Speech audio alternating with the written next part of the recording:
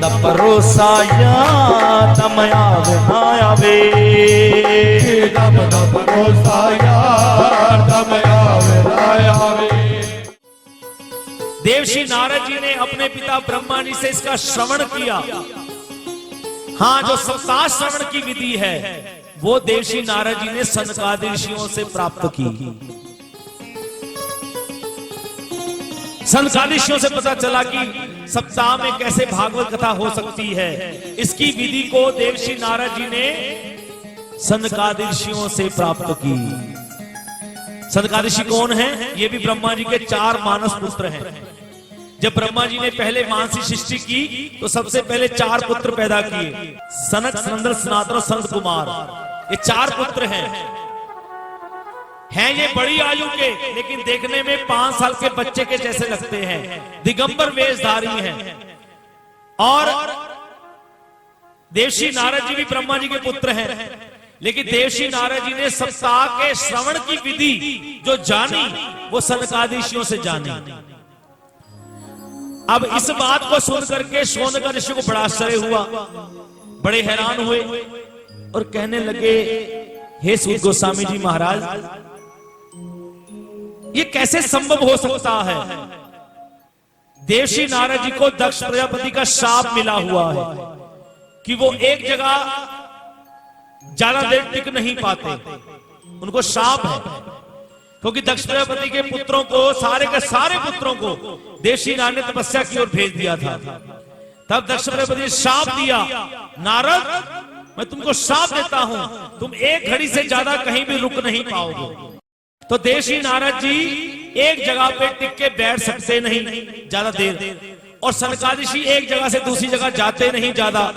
तो कैसे एक सप्ताह तक बैठ करके देवर्षि नारद जी ने निरंतर सनकादि ऋषियों से कथा सुन ली, ये हमें समझ नहीं आ रहा। इसको जरा विस्तार से सुनाइए, हम इसके बारे में जानना चाहते हैं। तब सूत गोस्वामी जी महाराज कहते, हे शौनकादि ऋषियों, तो सुनो कैसे देवर्षि नारद जी ने एक स्थान पे बैठ करके सनकादि ऋषियों से भागवत कथा श्रवण कर ली। तो सुनो, एक बार देवर्षि नारद जी आकाश मार्ग से जा रहे हैं और बड़ी तीव्र गति से जा रहे हैं, और चलते चलते रास्ते में बद्रीनाथ धाम पड़ गया। और जब देवर्षि नारद जी बद्रीनाथ धाम के पास पहुंचे तो अचानक सनकादि ऋषियों की दृष्टि नारद जी पर पड़ गई और नारद जी को उदास देखा। जब नारद जी को उदास देखा तो सनकादि ऋषि कहने लगे, हे नारद जी, कथं ब्रह्मण दीन मुखा कुतश्चिंता तुरो भवान त्वरितं गम्यते कुत्र कुत्रश्च गमनं तव। नारद जी, आप आज बड़े उदास दिखाई दे रहे हैं, क्या बात है?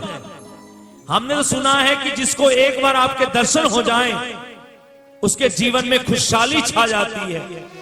वो कितना भी उदास क्यों ना हो, उसके जीवन में खुशहाली आ जाती है। लेकिन आज आप स्वयं ही उदास दिखाई दे रहे हैं, क्या हो गया? इतने बड़े संत होकर के, ऋषि होकर के, मुनि होकर के आप आज उदास दिखाई दे रहे हैं, क्या बात हो गया? क्या बात है? तब देवर्षि नारद जी क्या कहते हैं, अहं तु पृथ्वीं यातो ज्ञात्वा सर्वोत्तमामिति पुष्करं च प्रयागं च काशीं गोदावरीं ततः। हे सनकादि ऋषियों, मैं पृथ्वी को शेष समझ करके मैं पृथ्वी पर चला गया, मृत्यु लोक में चला गया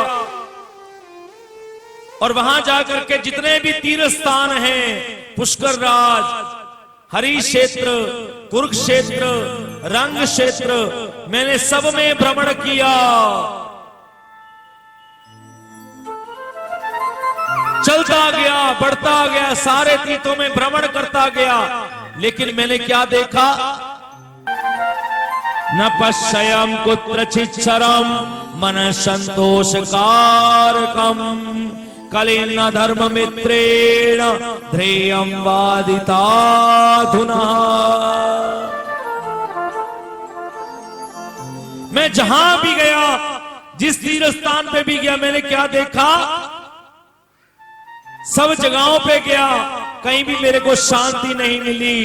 हर एक घर में झगड़ा हो रहा है, हर एक घर में कला कला देखा मैंने, और कोई भी सच नहीं बोलता, सारे के सारे झूठ बोलते हैं। कोई एक बार सच बोल देता है तो अपने आप को राजा हरिश्चंद्र के बराबर समझने लगता है। सारा दिन पाप करते रहते हैं, और एक बार पुण्य कर देता है तो बार बार गिनाता है कि मैंने किया, मैंने ये किया, मैंने ये किया।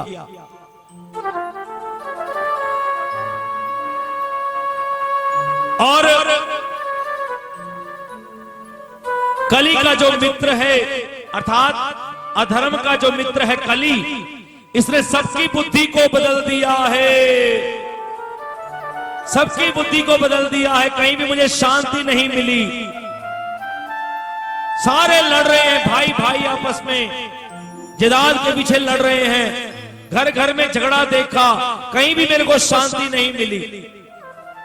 और मैं चलता गया, बढ़ता गया, चलते चलते चलते चलते जब मैं श्रीधाम वृंदावन में पहुंचा तो मैंने क्या देखा कि एक युवती खड़ी हुई है उदास मुद्रा में, और उसके पास दो वृद्ध मूर्छित पड़े हैं, और वो निगाह डाल रही है। कोई मेरे पास आए, उसने जब मेरे को देखा, जमुना के किनारे पर वो खड़ी हुई है और दो वृद्ध पुरुष मूर्छित पड़े हैं उसके पास, तो मेरे को देख करके उसने इशारा किया, अपनी ओर बुलाया, और मैं जब उस युवती के पास गया, परिचय पूछा, तो मालूम हुआ ये युवती और कोई नहीं, ये भक्ति देवी है। और उसके पास जो दो वृद्ध पुरुष मूर्छित पड़े हैं वो कोई और नहीं, भक्ति के ही पुत्र हैं, ज्ञान और वैराग्य। भक्ति देवी से जब मैंने पूछा तो भक्ति देवी ने अपने कष्ट की बात कही कि मैं जवान हूं और मेरे दोनों पुत्र कली के प्रभाव से वृद्ध हो गए हैं, बूढ़े हो गए हैं। कुछ कीजिए नारद जी, कुछ कीजिए, देखिए कुछ कीजिए, कली के प्रभाव से मेरे दोनों पुत्र ज्ञान और वैराग्य बूढ़े हो चुके हैं, कुछ कीजिए। तो देवशी नारद जी कहते हैं, सनकादिक ऋषियों, जब मैंने वहां पे भक्ति देवी के दोनों पुत्रों को इस हालत में देखा, भक्ति देवी के कष्ट की बात को जाना, तो मैंने वहां पे वेद वेदांत आदि का पाठ किया। इतना कुछ करने पर भी देखा कुछ असर नहीं हो रहा, ना तो भक्ति देवी के कष्ट की निवृत्ति हो रही है, ना ज्ञान वैराग्य का बुढ़ापा दूर हो रहा है। कितना कुछ किया, हार गया मैं। तब वहां पे एक आकाशवाणी हुई, और उस आकाशवाणी में मेरे को सुनने को मिला, नारद, यदि तुम भक्ति देवी के कष्ट की निवृत्ति चाहते हो, ज्ञान और वैराग्य का बुढ़ापा दूर करना चाहते हो, तो सत्कर्म करो, सत्कर्म करो, सत्कर्म करो। तो हे सनकादिक ऋषियों, मेरे सौभाग्य से आप मुझे मिल गए हो, तो आप मुझे बताइए कि कैसे भक्ति देवी के कष्ट की निवृत्ति होगी, कैसे ज्ञान वैराग्य का बुढ़ापा दूर होगा, और कौन सा सत्कर्म है जिसके बारे में मैंने आकाशवाणी में सुना, कौन सा सत्कर्म है बताइए। तब सनकादिक ऋषि कहते हैं, नारद सुनो, यदि तुम भक्ति देवी के कष्ट की निवृत्ति चाहते हो, ज्ञान और वैराग्य का बुढ़ापा दूर करना चाहते हो, तो तो सबसे बड़ा सत्कर्म है, सबसे बड़ा एक ही सत्कर्म है। तो कौन सा सत्कर्म है? सत्कर्म सूचको नूनम ज्ञान यज्ञा स्मृतो बुधई।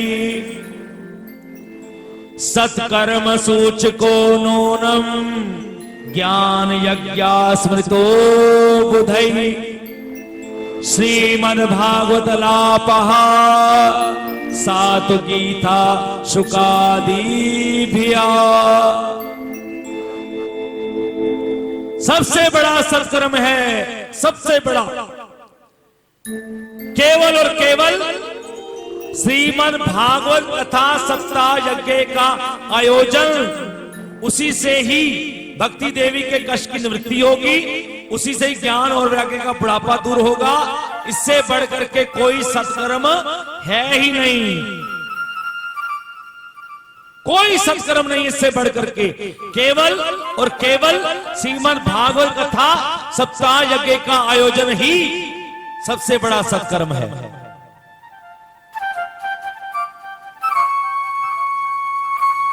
तब देशी नारद जी कहते हैं, हे सनकादिशियों, मैंने वहां पे वेद वेदांत आदि का पाठ किया, उसका कोई असर नहीं हुआ, तो केवल भागवत कथा के श्रवण से, केवल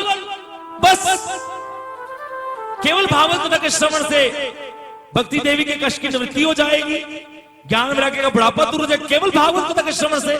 मुझे तो बड़ा आश्चर्य हो रहा है, मैंने वेद वेदांत आदि का पाठ किया, उससे कुछ नहीं हुआ, तो केवल भागवत कथा के श्रवण से यह संभव हो जाएगा।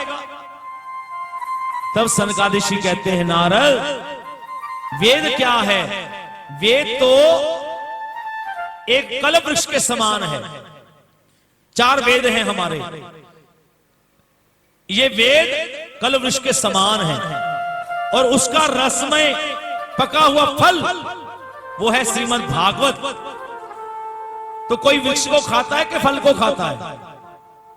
बताइए। वृक्ष को नहीं खाया जाता, फल को खाया जाता है।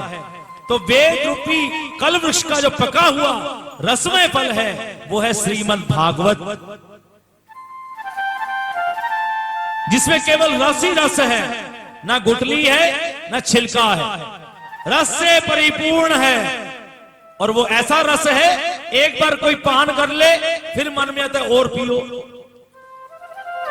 फिर और पी लेने के बाद फिर कहते और पियो। अरे संसार में हम एक रसगुल्ला खाते हैं या एक गुलाब जामुन खाते हैं, दिल करता है और खाओ, 2 खा लिए, 3 खा लिए, 4 खा लिए, 5 खा लिए, उसके बाद कोई कहे खाओ, नहीं नहीं नहीं, बस पेट भर गया, और दिल भी नहीं करता।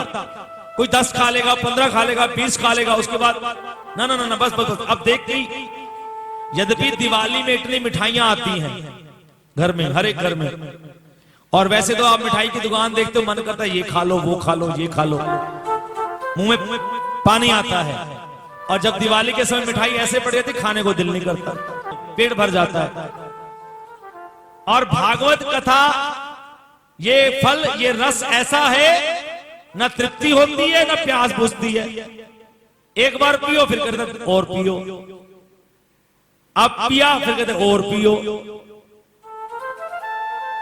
क्योंकि हर बार नया नूतन आस्वादन मिलता है।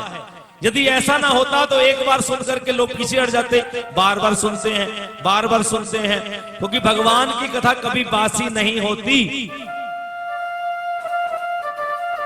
सब्जी बासी हो जाएगी, खाने को दिल नहीं करता, दूसरे तीसरे दिन। अखबार बासी हो जाए तो पढ़ने का दिल नहीं करता, ताजी खबर पाना चाहते हैं हम।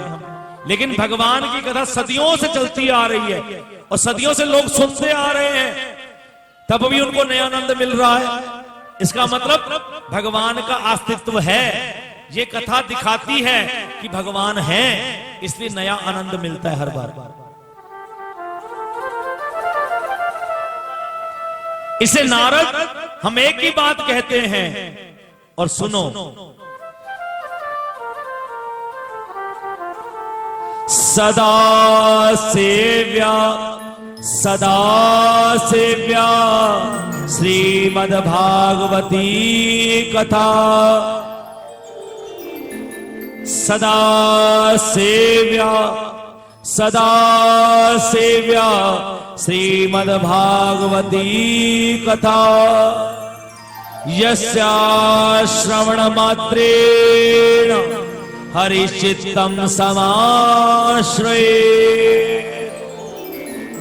इसलिए भागवत की कथा को सदा सुनते रहो, सदा सुनते रहो, सदा सुनते रहो। भागवत की कथा को सुनते रहो, निरंतर सुनते रहो। अरे अभी हमने पहले सुनी, 4 दिन पहले, महीना पहले फिर सुने। कहते सदा सुनो, सदा सुनो। भागवत की कथा निरंतर सुनते रहो। जैसे हम रोटी रोज खाते हैं, सुबह ब्रेकफास्ट, फिर लंच, फिर डिनर। किस लिए खाते हैं? कि हमारा शरीर स्वस्थ रहे। ये शरीर का भोजन है। तो शरीर को स्वस्थ रखने के लिए हम 3 टाइम भोजन कर लेते हैं या 2 टाइम कर लेते हैं।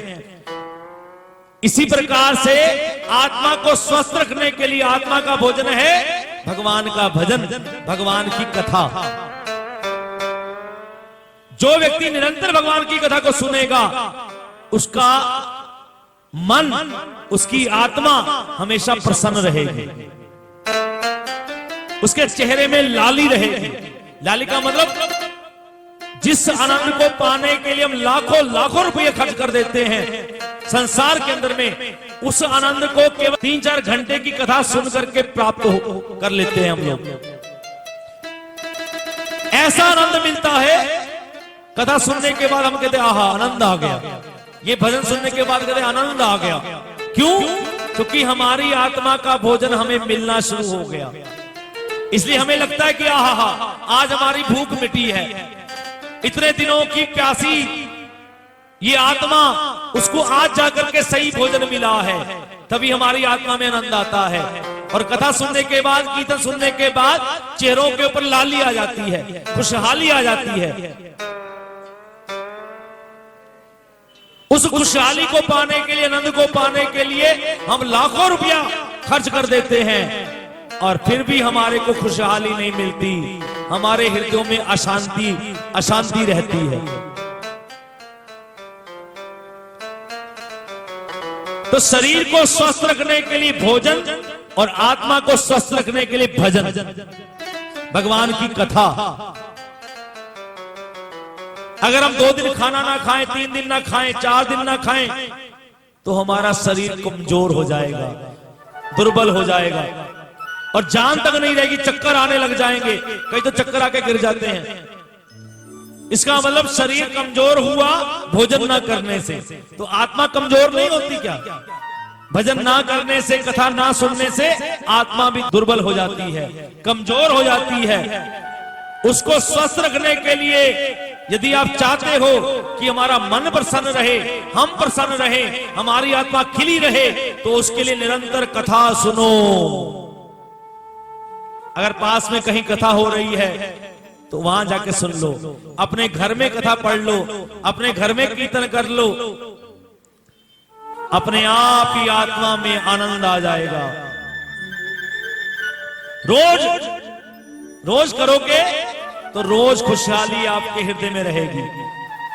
इसलिए यहां पर सनकादिक ऋषि कहते हैं सदा सेव्या श्रीमद् भागवती कथा। भगवान की कथा को निरंतर सुनते रहो, सुनते रहो, सुनते रहो। क्या होगा?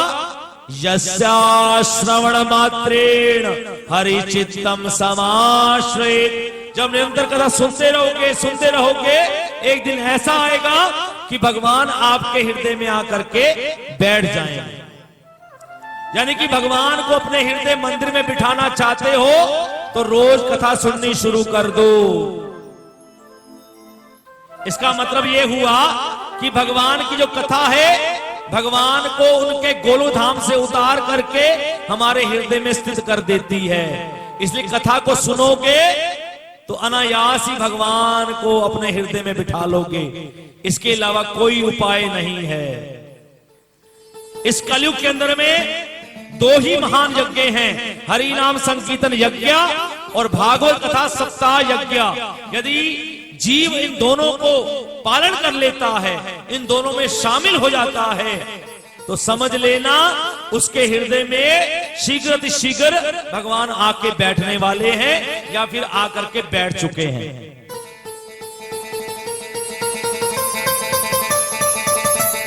जिसने इस बात को समझ लिया, जान लिया कि आत्मा का भोजन किए बिना हम स्वस्थ नहीं रह सकते और ना ही हमें भगवान की प्राप्ति हो सकती है, वो एक क्षण भी व्यर्थ नहीं गवाएगा, एक क्षण भी व्यर्थ नहीं गवाएगा। इसलिए हमेशा भगवान से यही प्रार्थना करो कि मुझे अपने चरणों में लगाए रखो, एक क्षण भी मैं आपको ना भूलूं, मुझे अपने चरणों से लगा के रखो। हे प्रभु, ऐसी कृपा बनाए रखो कि मेरा मन कहीं भटके ना, ये संसार की माया में बार बार जो माया खींचती है, इस माया की ओर न मैं जाऊं, हमेशा मुझे अपने चरणों से लगा के रखो। देवर्षि नारद जी को सनका ऋषियों ने समझाया कि भगवान की कथा निरंतर सुनते रहने चाहिए, और भागवत जी की कथा की महिमा सुन करके देवर्षि नारद ने कहा, हे सनकादिक ऋषियों, ये बताइए कि इस कथा का मैं आयोजन कहां पे करूं।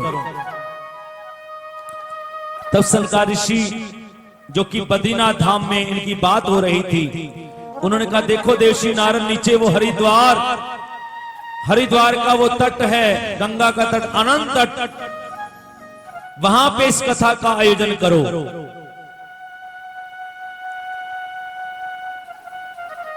तो क्या कथा बद्रीनाथ में नहीं हो सकती थी? हो सकती थी, लेकिन उस समय वहां पे पहुंचना सुलभ नहीं था। ये कथा जैसे सबको सुलभ हो जाए, क्योंकि जितने लोग इस कथा को सुन के जाएंगे उतना ही आयोजन कराने वाले को फल की प्राप्ति होती है। जिनके निमित्त हम कथा कराते हैं उसको उतनी ही शांति, उतना ही आनंद, उतनी ही भगवान की भक्ति प्रेम मिलता है। जितने भी लोग इस कथा को सुन करके जाएंगे, जिन जिन के कानों में यह कथा पड़ेगी, जैसे सबके लिए सुलभ हो जाए, सब लोग ये कथा सुन पाए, ऐसा आयोजन होना चाहिए, ऐसी जगह होनी चाहिए।